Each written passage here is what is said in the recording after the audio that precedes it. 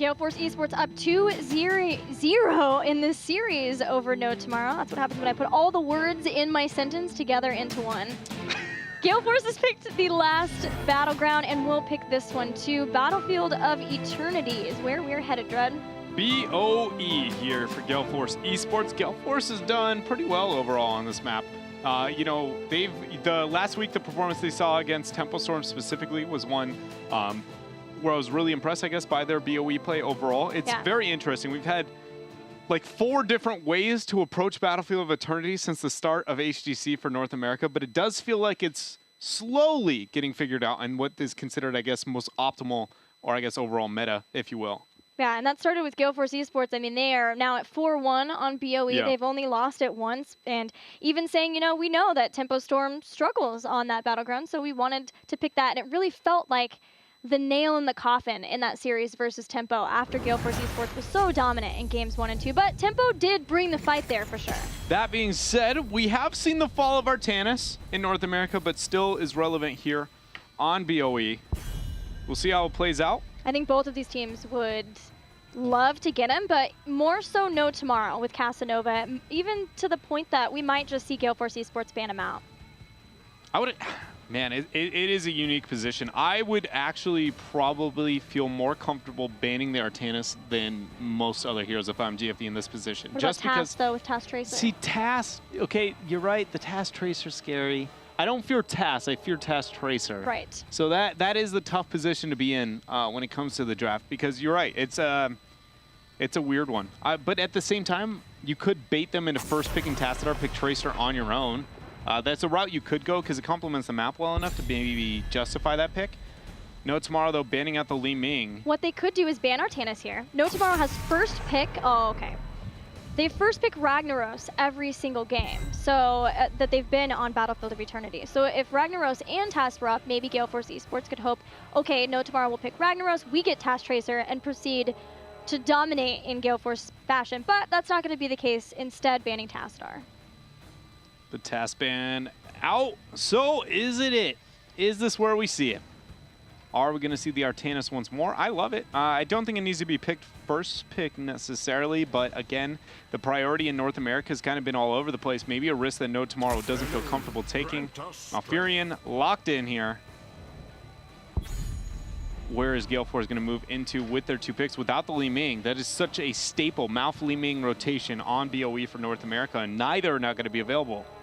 Great adjustments from No Tomorrow to cripple that for Gale Force.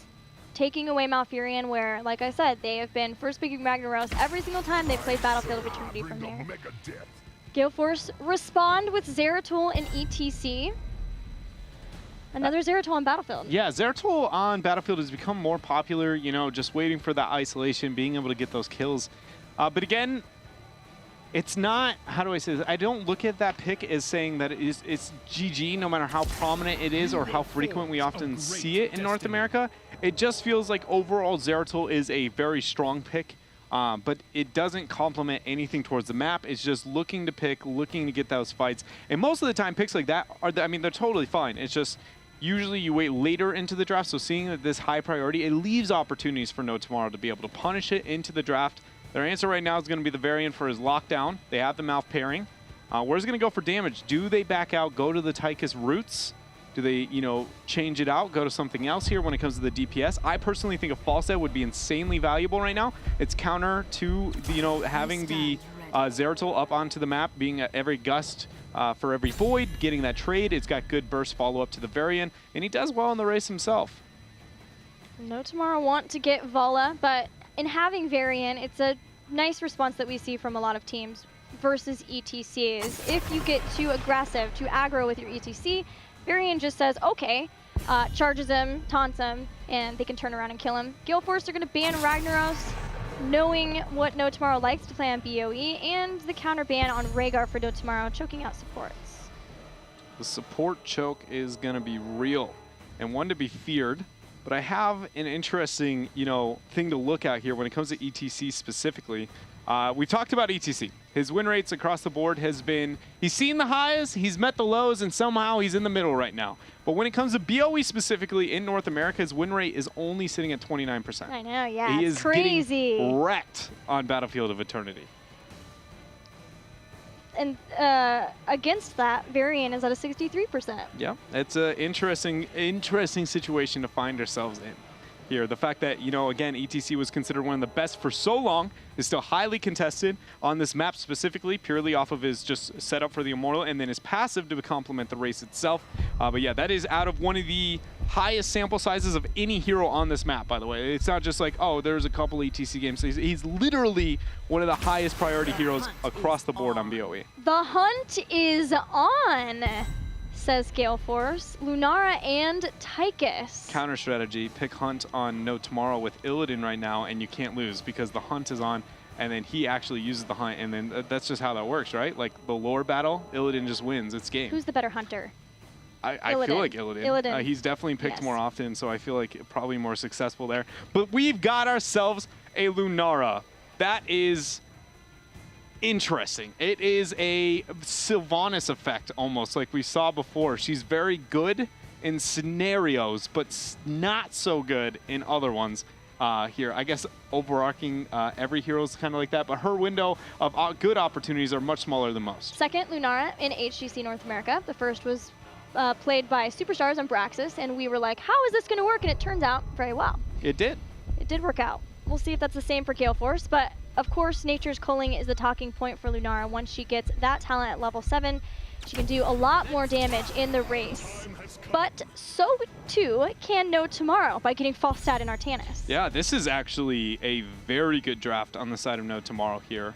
They put themselves into a beautiful position of running a solid 1-4, their 4-man being the Vala, Falstad, Varian, and Malfurion. The kill potential that they have is amazing. Artanis is so good into the 4-man, and the squishy backline with the Zeratul, Tychus, Lunara on the side of GFE, all within kill range early on for No Tomorrow here. The question is, do we see, you know, do fan things there onto the Zeratul, get a couple of picks here and there, and snowball the game out of control, or is the calculated play on the side of No Tomorrow enough? Last pick here, going to the support. Who's it going to be? Karazim? I think it's Karazim, but maybe Morales. I think it's going to be... Oh. I think more so Morales at this point. I don't think they can risk it. With swaps? Okay, so Karazim. And not even this, just the Varian. Just Varian. One taunt, you're dead. 100%. No stopping it. But it's a good trade-off because you're sitting there thinking, well, I have no cleanse on Karazim till 16, and that doesn't look too good. We've seen, you know, that matchup quite often. Even when getting the 16, the dash isn't really providing that much other than ridding up one combo when there's so many CCs existing elsewhere. So it's a cool trade-up, but I think Karazim just purely on complementing the map. I did like the idea of like Lunara wins in long fights when it comes to just her raw DPS, and then taking Morales is only going to accent, you know, you don't lose long fights. But Varian usually just doesn't have those. he either won quickly or he lost quickly. With Malfurion too, right? It's like, oh, somebody's taunted. Oh, somebody swapped, and roots are there, and everybody's dead. Yeah. So fast. So I do like that they didn't move in that direction. I love No Tomorrow's draft. I do too. I think it's insane. They have a potential to race even still, or if not, they have so many ways of defending at the same time too. They have options, whereas I don't feel like Gale Force Esports has that. And they've got a global to soak side lanes in the downtime. They've got a little bit of everything when it comes to what you want on BOE, and that's why I was complimenting it. Like, I love their 1-4 split. I love their side soak. I honestly just feel like Fan is going to do Fan things, and then No Tomorrow's going to be like, well, this is where we are. How do we come back with it? And we get another Tiger JK Falstad, I hear. So there's that to look forward to as well. Yeah, I really enjoyed that draft. However, No Tomorrow did have a little bit of everything in the last game too, as we talked about it. And didn't work out as planned, but the idea was there. We saw the possibilities for their composition. And again, I see it here for No Tomorrow, for them to be able to take a game off of Gale Force. That being said, their little bit of everything was like actually just like a they didn't commit to any direction. They didn't complement the map. They didn't look towards skirmishing. It was legitimately just, you know. But this is considering not only the map and skirmishing, right? I would say I agree that it does seem like both drafts were kind of all over in terms of what it provides, I guess, overall. But this one is much more focused onto the map and what it provides. So I guess by using the same terminology, this one is infinite better than the last one. It was just kind of like, hopefully Johanna Jaina does something in the last game. This one is scary. Well, we are ready for game number 3. Let's see if this infinite better draft can work out in No Tomorrow's favor as we head into VOE. An infinite better draft. That being said, it's not necessarily infinite better as in the best draft you could ever have in the world, but I do think it's very, very good. Gale Force here has a lot to answer to.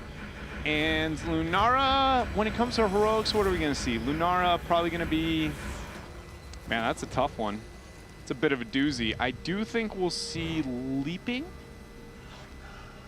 I think it's going to be leap. It'll be assassination idea, right? Where you just have leaping strike, and then Karazim and Zeratul can quickly move in and make it a 4v5 before No Tomorrow blinks. Yeah, because if you run Thornwood Vine, it then increases the probability of Trank being picked, and if Trank gets picked, oh, hold on a minute. That is going to be Trees here in a bad position so far. Akafe's going for the punches.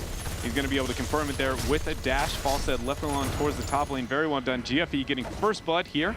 But the Trank comes into play, and Tranquility into the composition that No Tomorrow has. If you get a little damage out and then they respawn with the Trank, voiding and walking away is really going to be your best answer. Like, think about Artanis Varian in this entire comp with the Tranquility running at you. Like, it's not fun. So I think I would like to avoid that at all costs with the Lunara build here.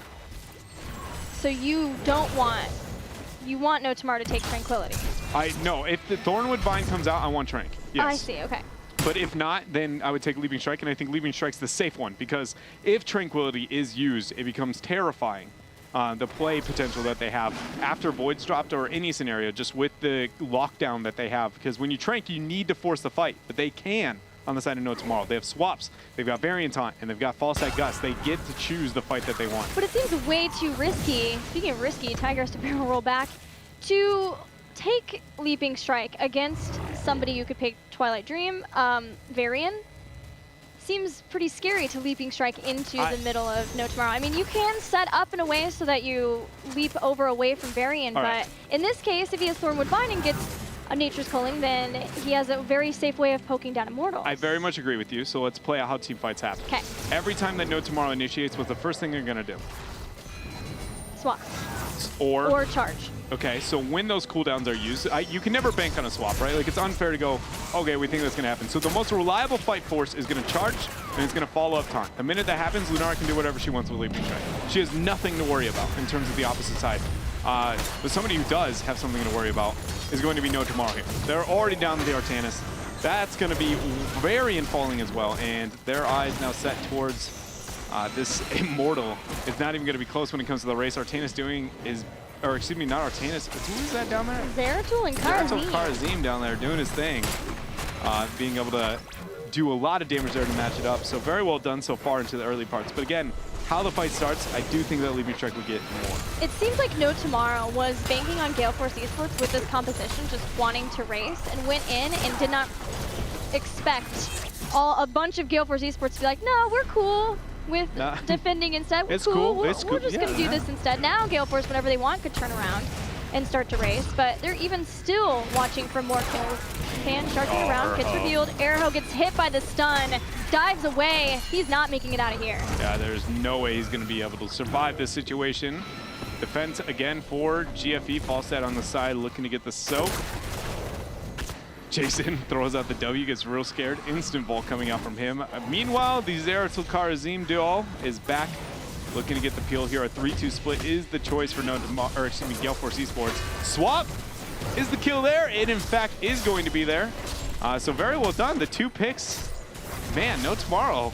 They got a lot more out of that situation than I expected them to, and that's going to bring them close to back into this game. Seemed a little greedy from Gale Force Esports to spread at that point, right? Like, they wanted, and I say this a lot, but I've never maybe meant it more than I do now, to have their cake and eat it too. Yes. They were like, we have low health bars, we've been sitting here taking poke, and yet we're still going to defend while also sending our supports and damage dealer back to race. It was just it was a lot to try to hold. As a general rule, from a rotational decision standpoint, is if your team, especially on BOE, so like any situation to where you get a kill onto your opponent, right? Every rotation you should make from that point on should be committing one more man than your opponent did. That way you can make sure you ensure that part of the objective without risking too much. So in that situation, they killed 2 people, which gave it 3 only available on the offensive, but they committed a 3-2 split, matching it, making it even. Your advantage doesn't exist unless you commit that +1 factor, right? And so it's just something to be considering. And yes, that is like an overall philosophy type deal, and one that may never come into value in the rest of this game. But it is interesting to see that transitions and when teams can totally maximize the value out of their advantages. And as we've talked about for Gale Force Esports, they want to win this series convincingly. They want to show no weakness. We have seen sometimes from Gale Force, albeit a lot less than at the beginning of HGC, some over-aggression. Yeah, a little bit. And wanting to make sure that they have that completely locked down is important for them heading into the Western Clash. But still, they are in control of this game. Swap goes down, Aka facing trouble. Gets caught by a nice follow-up route too. Airho in the back, Gust or Fly coming in, not Gust yet, because it's not 10. But Gale Force will get out, only losing a little health on Aka. Nature's calling here for Mike Udall in the top lane. Is going to be able to let him capture this map objective just fine. Interesting position to be in here now if you are No Tomorrow. You're still waiting on your 10s for your kill potential overall. Gale Force here with just the success they had during that first phase was far more than I would have expected. This is going to be it though. Pressure camp on top for GFE. We see the Immortals are going to be spawning. This is going to be a free clear. Oh my goodness, that taunt combo once, or not even the taunt, the Warbringer combo with the roots here. Getting a kill. Perfect timing for No Tomorrow. And important to remember, again, this is Talking Trees playing Malfurion, not normally having Tiger JK. Now, Gale Force are in the spot, the positioning of the Immortals that they can put quite a lot of damage still with Nature's Calling and the rest of the damage dealers to start bringing down the health bar of the Immortal, but now No Tomorrow, because they got that ETC kill, are in a better spot at least to start for this Immortal phase, or the second Immortal phase. Yeah, Fawcett here is getting the soak, getting rid of the Shaman, but Fan's gonna get the flank, barrel roll right on out, a step in the opposite direction. That being said, he would have died almost 100% no matter what, but he ends up falling here. Did get to, get a lot of damage though onto the Immortal.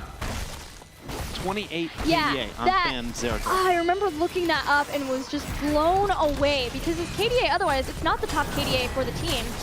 Walkus Mike, he is running to the wrong base. Going to be a kill for Lunara, but at the very least, can they tie it up? It'll be a 1-for-1 so far. Casanova jumping in. Here comes the fly from Tiger JK. And they have pressure on bottom, so this is in their favor. Gale Force here with the obvious experience advantage. The more they can pressure this fight, the better it's going to be. But they're looking to take it rather than training the Immortals itself, which is the safe route here for No Tomorrow. They're now going to be able to back out, do the damage that they need.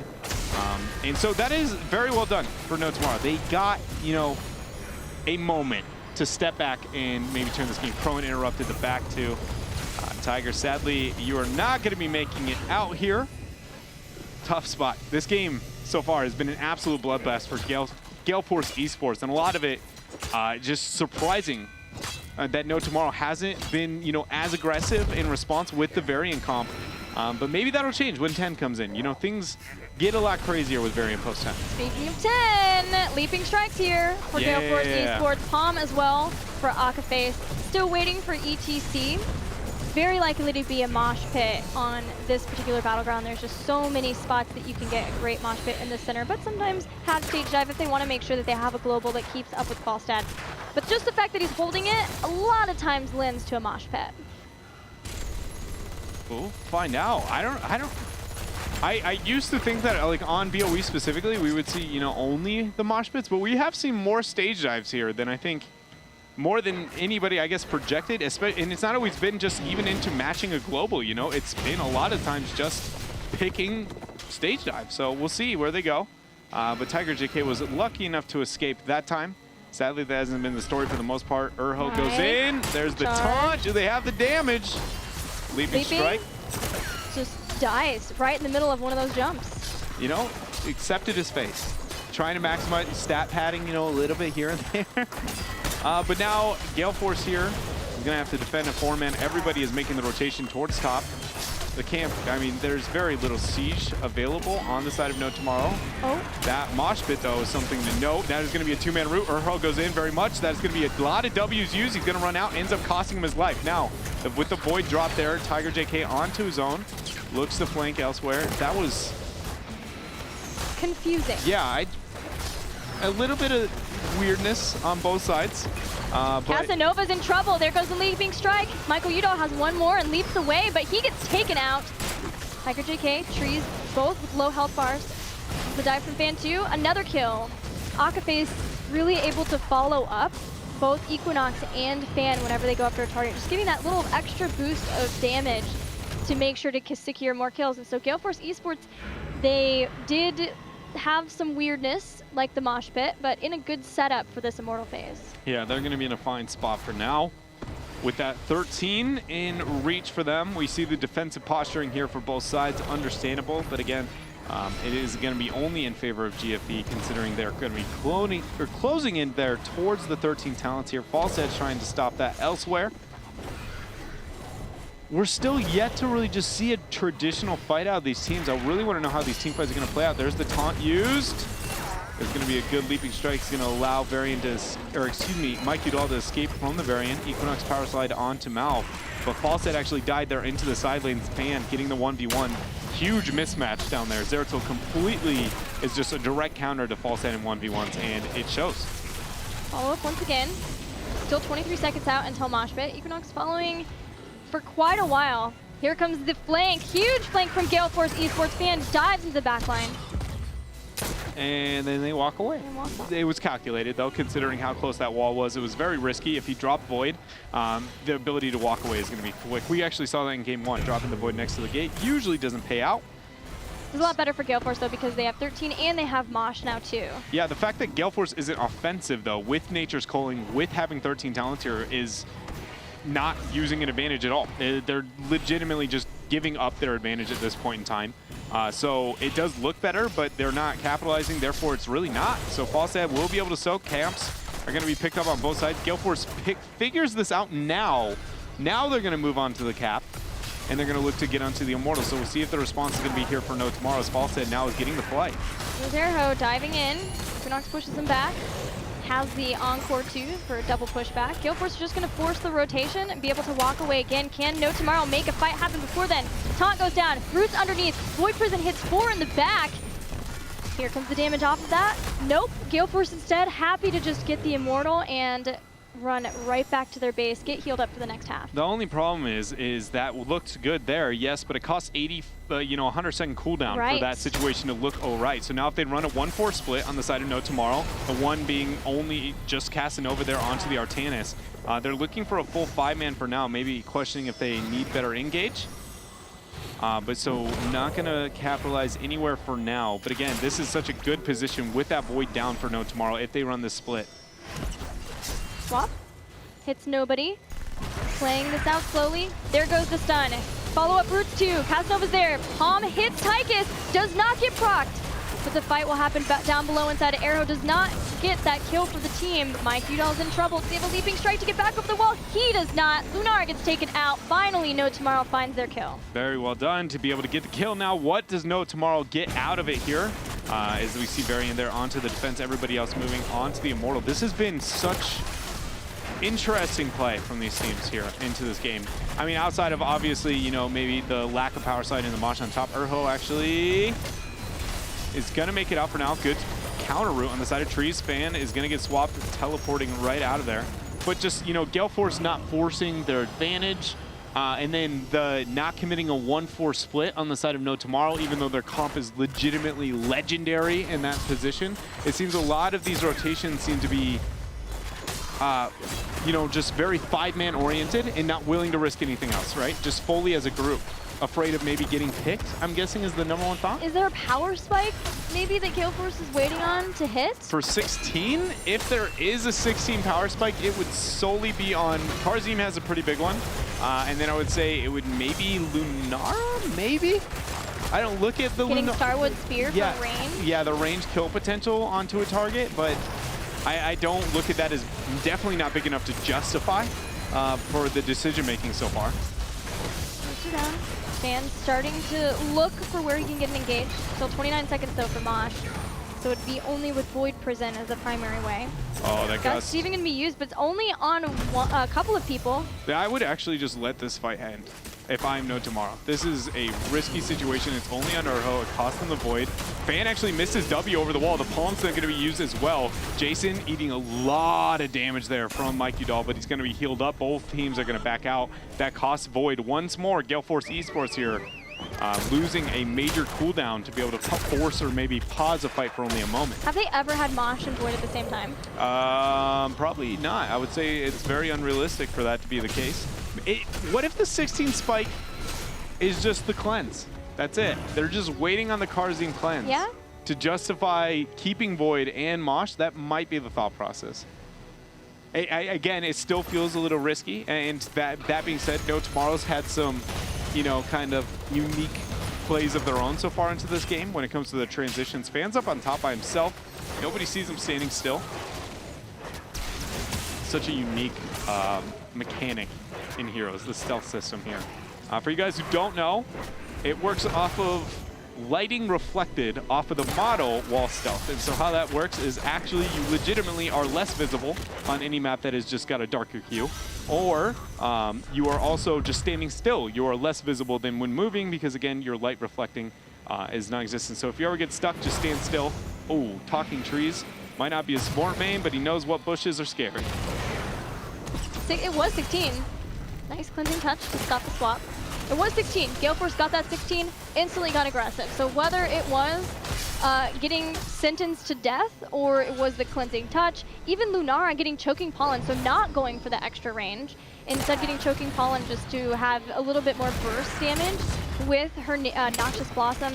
Gale Force Esports now feel more confident to get into fights. Yeah, what that does for Lunara is she can flat out win the 1v1 to Vol. It's not even close really as long as the Q lands. If the Q misses, it's a different tale here. But the taunt coming out, the mosh pit onto 3, Gust is being reserved at this point in time. Actually already going to be off cooldown, so my bad there. The Void's going to hit, and that is already a Vola going down. Jason's down. What else can Gale Force do? A lot of blinds, a lot of health bars low, but they know that they have the man advantage. There's the run and gun in from Crowan. ETC knocks back Airho. A second clean kill for Gale Force. Yeah, that's going to be a 2-for-0 trade. They move in now to the Immortal. There's a bit of pressure on bottom, but in the end, it shouldn't be that much. Nothing to really fear for GFT so far as their core is just now losing shields, and it's so early. It shouldn't be able to do that much, and that's going to be the halftime show kicked in here. Varian's still not going to be up. And this is, oh man, it's a terrible position. It's going to be very hard for them to come back.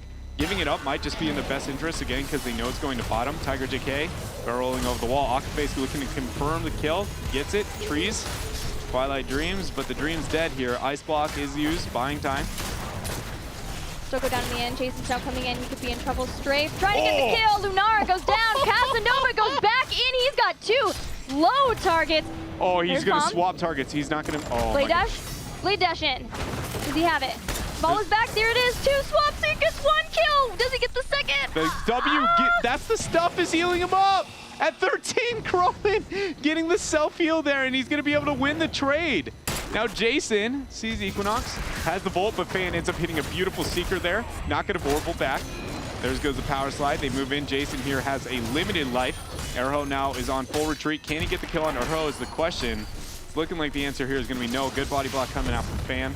Now we see Tiger JK is back here. What a If you ever wanted to know what trickling in looked like, we in fact are experiencing here. No Tomorrow. Fan might, with the free open, he will lose the trade if he barrel rolled in. The most important thing into that matchup is making sure you get full value out of your W if you are the false stat. Right, especially with Static Shield, which he has. Yeah. And the back and forth continuing with Tiger JK, but Crowan's back, so is Equinox. Gale Force Esports trying to burn down the Immortal now as each and every member slowly resurrects. Just 15 seconds until we get Varian. And No Tomorrow are going to need him because this is a well-shielded Immortal. Yeah, they're going to need a little bit more than Variant at this point in the game because this is a big Immortal. That 4 is in the way, but it's really not going to be able to do much. Way too much HP, and at this late in the game, the Immortals hit significantly harder than what we've experienced so far. The range damage, though, between Falstad and Vola should be enough to get a little bit of damage there. We see Q, Vola coming into play. Falstad's actually soaking on the top, though. So that's going to put them even in experience. Falstad actually flew, but Zeratul saw it, so Zeratul looking for the flank. Oh, man. He is scouted. Here comes Fan joining up with the team. Odin down. Odin used to continue the siege. Gale Force knowing that they're very close to getting 20 if they could just get a few more structures down. Yeah, they're going to snap Void the minute that they get 20 here. That's going to be a turret, not enough to get 20. They're waiting, see him being as patient as possible. Power slide goes down. Urho is taking damage. He goes in for the taunt there on to Zeratul. He gets sniffed out. He teleports directly out, but it costs Akaface's life. In fact, he was silenced. No opportunity to keep himself alive. Now Jason going in. Mike Udall getting the trade there with the leaping strike over the wall, but good heals coming out from trees, but he goes down. The Void there is still up. Tiger JK now. Equinox. They got one kill. How much more are they going to be able to get at this point in time? He's barely stayed alive. Trees and Tiger JK get the kill. Crowan will go down 2. Gale Force Esports lose 3 for only just getting that 1 kill. And it all started with that amazing taunt from Erho on Zeratul as Fan came in looking for that Void, just like he said. I don't know how he got revealed, to be honest. I don't know if a spell hit him. I don't know if a scouting rune was dropped, but whatever it was, that reaction time on the side of Urho was the only reason that fight went the way it did. And that not only allowed Erho and the rest of No Tomorrow to stay alive, they're going for core at this point. They don't have 20, but it's just Michael Udall and Watch Fan. He's gonna go for Tiger JK first. That's the kill potential. So you all in there. Oh, Gust was used to stop Michael Udall. It's not over. The damage was They there. got it. There's 1 kill. There's 2 kills. Casanova's the next target for the rest of the team. He tries to swap on over to the side. It's only Erho and Casanova yet. So yeah, that's going to be, he goes down there onto the court. Urho has no opportunity to make anything else change there. And Vola is not going to be able to make it to the core in time. And a lot of that came down to Tiger JK was the only one within kill potential. And you always have to fear Zeratul with 20, with the rewind there, the kill potential he has. It's just terrifying there. And it was a tough position to be into. And now as game. With Void up, I don't think there's any way they can stop it. Gust is the only thing that really would be a deterrent. And especially if Jason dies here, it will not be much of a fight left as Gale Force now is going to be able to turn this game.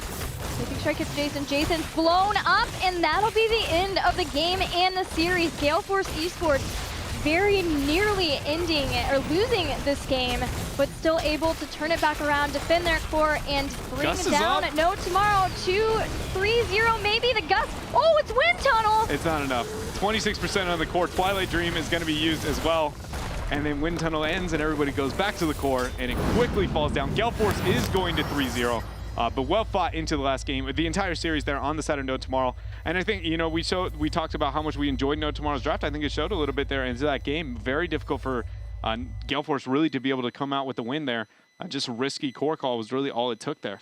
Yeah, No Tomorrow, yes, throughout this part 1 has only been able to take 1 series so far. But just the fact that they have made the necessary steps to improvement, they know that they have made leaps and bounds in their improvement. They can take this break now that they're going to have to really just focus on the things that will take them and make them able to hang with those top teams just a little bit better. Yeah, I think that improvement is the #1 thing to note from them. Yeah, I don't think it comes out to the wins at all. I mean, you would much rather a team in North America that is constantly getting better than you would a team that can win half the time and loses the other just because, you wouldn't want those. I would much rather a team that just starts from nothing and makes their way to the top here. And it does feel like No Tomorrow a little bit slower than I think everybody would have liked to see, but the fact that it still exists is an important key for them, and hopefully it continues. What would you like to see as continued improvement for No Tomorrow as they take this time to reevaluate all of their games they've played so far? Now that Urho seems to be a bit more on the same page with the rest of the group, I think the #1 thing, I would like a little bit of draft adjustments, but more importantly, I think than anything would just be rotations.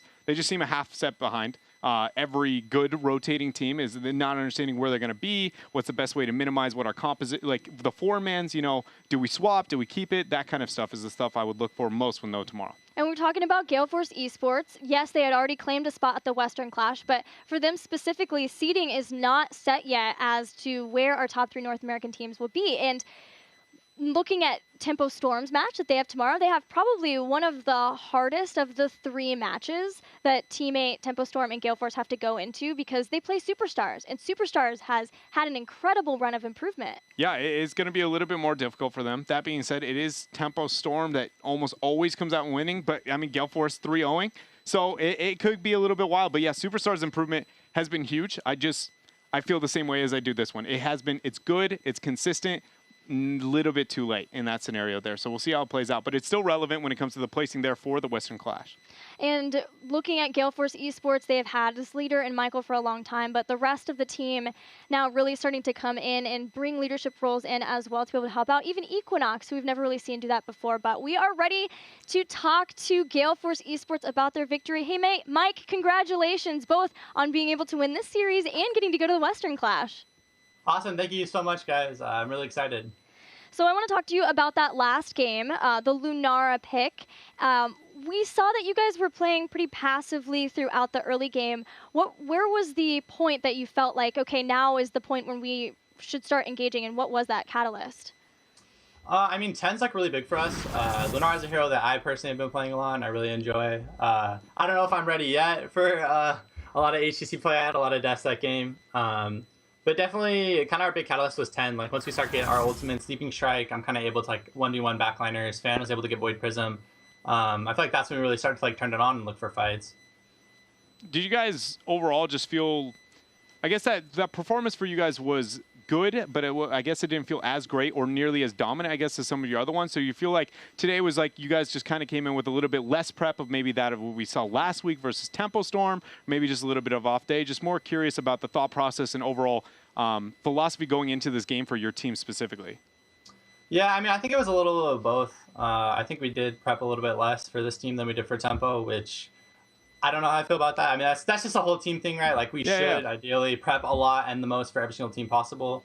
I was just going to say that I agree with you, but it just the, how do I say this? The burnout factor exists, and I just wanted people at home to understand that, like, if you know life every single series, that burnout factor can exist. But keep going. Yeah, I mean, I was going to say is, like, I don't think that's necessarily possible. Like, I don't think you can do that. That's sustainable. Does that make sense? I think it's possible for maybe one season, but, like, every single player on our team wants to play in HGC for a couple of years, right? So it's like, if you're at that level your entire life, or the whole 5 years, you're going to start hating the game and things like that. I do think that it was kind of nice to have this week where we didn't prep as much, because leading into Poland, like, we're going to have 3 weeks. Like, we're planning on boot camping. Shout out to Gale Force for giving us an amazing boot camp the week before Poland, and we're just going to super prepare and be excited and, you know, destroy my boys Fnatic. Easy games. Talk to us about the Western Clash, besides giving Quagnix a little shade back. How do you think North America is going to do, and how do you see you guys doing? What's your goal for the Western Clash? I mean, I think goal definitely would be top 4, win the whole thing. I think that, like, top 4 would be something that's like, okay, like, that's good. Like, the goal is to win. But, like, top 4, I think we wouldn't go home and be really mad about it, right? I think NA actually pairs up a lot better than a lot of people think compared to EU. I know we've been getting a lot of crap this last year, losing to PBA, things like that. I mean, I put that on my shoulder. I'm sorry, NA. But I definitely think we are prepared and have the tools to be able to beat EU. Heroes of the Storm is the type of game where any single day, depending on how the draft, how people are playing, like, any team can win. So I definitely think my team, if we prepare and have a day where we really show up, I think we could beat any team in the world. That being said, we have to do all those steps and actually show up. Well, it's great to hear. I know we're both really excited about how much preparation you've shown versus Tempo Storm, and excited to see that as you head into the Western Clash. And do you have any shout-outs before we let you go? Oh, let me grab my list real quick. All right, first off, huge shout out to Gale Force, our sponsor, and all their sponsors, Twitch and Gunners. You guys are both amazing. Check them out if you're looking for Gunners. They're awesome. Check out all of our teams. 4 of us stream. We have me, twitch.tv/Michael Udall. Fan, his is StarCraft, or SC2 Fan TV. And then Crowan's is just Crowan. Equinox is JUS_Equinox. And then Akaface, follow his Twitter. It's AkafaceHots. Yeah, and thank you for all our fans and viewers. You guys are all amazing. And my beautiful girlfriend. All right, thanks, Mike. I did not. Congratulations and good luck to Gale Force Esports at the Western Clash. That's it for that series, but we have another one coming up, and I know we're pretty pumped for that. B-Step versus Naventic. Yeah, it's going to be a little bit the old members of North America here, figuring out who pulls out ahead. But yeah, it's going to be an exciting one. We're going to take a break, and when we return, we'll have that matchup waiting for you. See you then.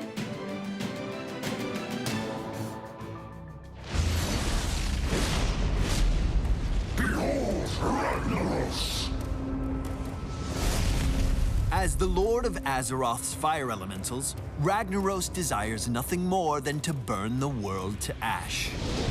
Under the command of the old gods, he waged a war against the Titans eons ago and was banished to the Firelands after his defeat. Ragnaros has returned to threaten Azeroth twice, once when he was summoned by the Dark Iron Dwarves, and again when Deathwing shattered the world. The Fire Lord now turns his rage toward the Nexus, intent on incinerating everyone and everything within it.